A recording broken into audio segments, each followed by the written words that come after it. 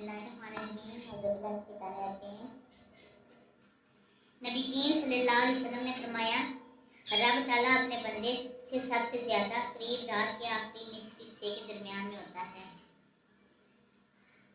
اگر تم ان لوگوں میں سے ہو سکو تو رات کے اس حصے میں اللہ کا ذکر کرتے ہیں تو تم بھی اس ذکر میں شامل ہو جاؤ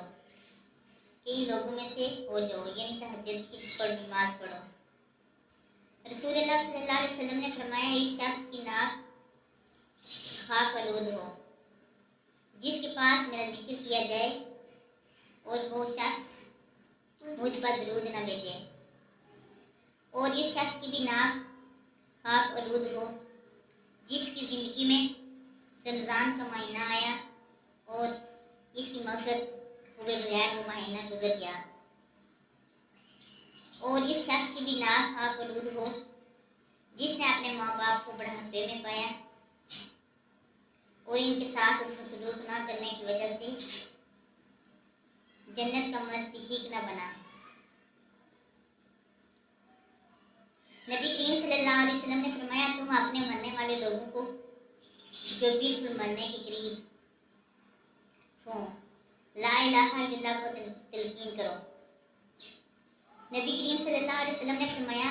کہ منافقوں پر فجر اور عشاء کی نماز سے زیادہ اور کوئی نماز باری نہیں، اور اگر انہیں معلوم ہوتا کہ ان کا ثواب کتنا زیادہ ہے